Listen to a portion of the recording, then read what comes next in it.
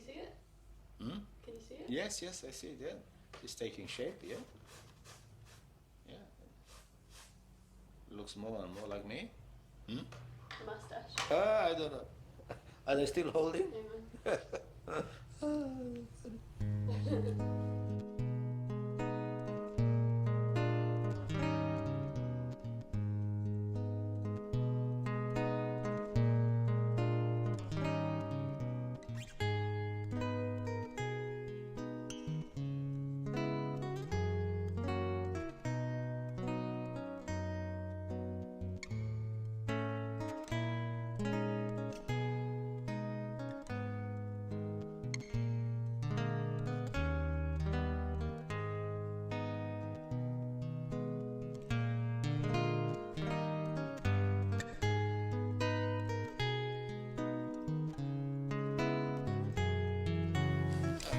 I'm a show-off.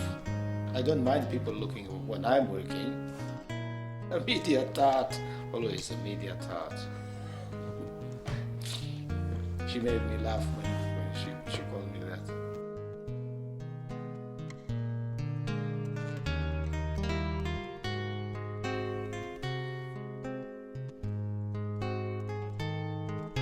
Am I doing all right, doing nothing here? Yeah.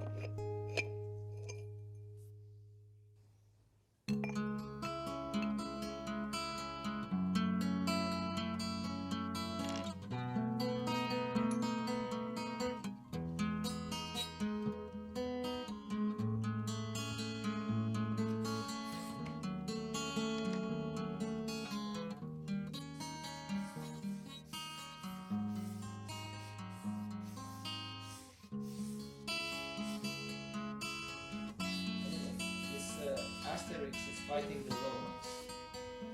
He has now there is a few characters. One is Obelix because he's carrying this guy is so strong that in order to defend his strength he's carrying a stone probably worth a ton of weight with him all the time on his back. Can I have a brush? Yeah. No, that. Ah, yeah, that will. Yeah. Sort of. You might want that. Or... Anyway, I was telling before that probably there wasn't an accident me getting into this business of painting icons. No?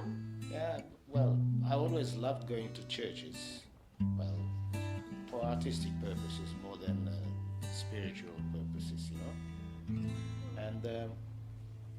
Anytime I was traveling with my father on holidays, school holidays, with his truck around the country, he was going around doing the business because he was transporting various things, you know. I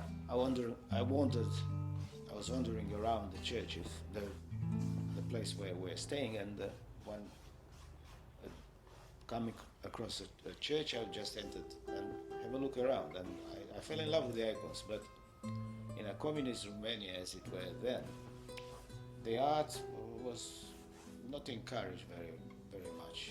So I didn't have a chance to do any formal study of iconography. That happened later when I ended up in Greece after the collapse of communism, and I got a chance to enter in a short apprenticeship with a good painter who took me in, and after learning the basics, I started to work on various commissions, And then a fella who took me into his workshop as a, well, worker, sort of worker. He looked after me anyway, introduced me to this fella who was an industrialist who had a little church built, a little chapel built at the back of the factory. So I finished that work, which was left unfinished by another painter. And then I got commissioned to paint the entire chapel. In Greece? Yes, in Athens, in an area called Peristeri. And halfway through that I met Patricia, a tourist from Australia, on a sort of a Shirley Valentine mission. If you know the movie, do you remember the movie? Oh, Shirley, it's a nice romance. An English lady, middle-aged lady, decided to go for an adventure to Greece. And she finds a shepherd, fall in love with him, and that's the romance in the movie. Anyway, she was traveling around Europe at the time. She's from Liverpool. And she found me, and she thought I might be useful around the house, so she married me. That's how I like to put it. And I came here, and after struggling a little bit because I couldn't find any work in the field I was just getting into, painting icons, I enrolled at TAFE to study furniture design. That was in Western Australia, in Perth, in a suburb called Balga.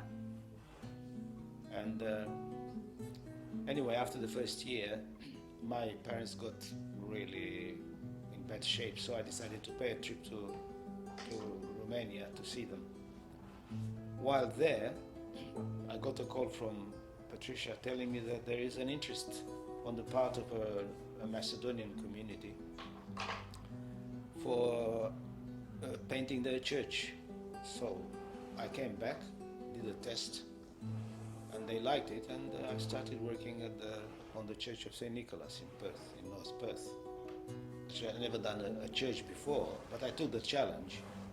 While the surface is about a little bit in excess of 1,000 square meters. But I worked on that church for 22 years, on and off, more like 12 years continuous work, all by myself.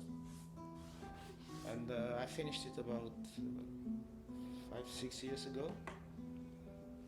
And since I returned to this one I'm working at the moment in Mill Park, which I started on and off between other works, and I keep going. Well, I'm getting better at what I'm doing. You see, for the first 5 to 7 years, I was just reproducing mechanically works from the masters from the 15th, 16th century.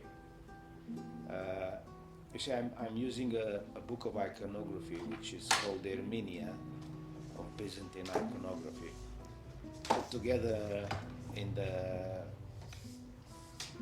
18th or 19th century by a monk and a scholar called Dionysius.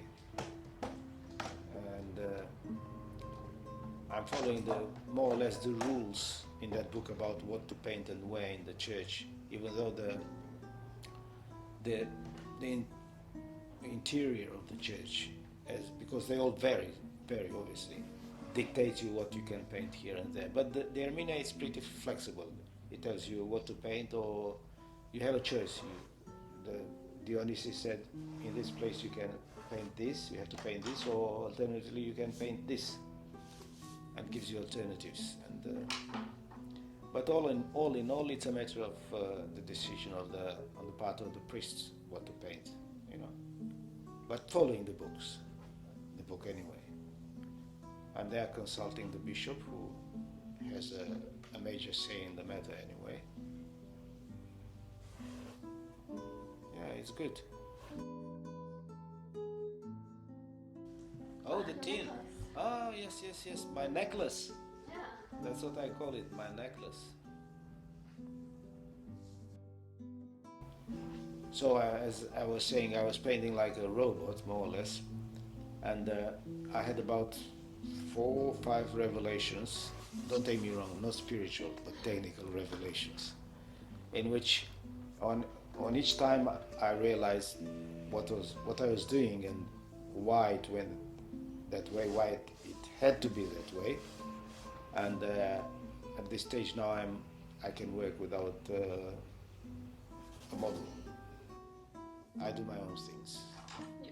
but not too much outside the Byzantine tradition, because that's what Dionysius said. You have to keep the tradition alive, so you have to copy.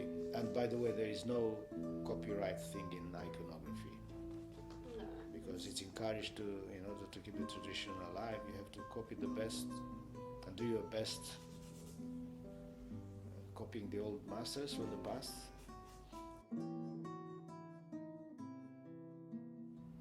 Yeah, I enjoy it.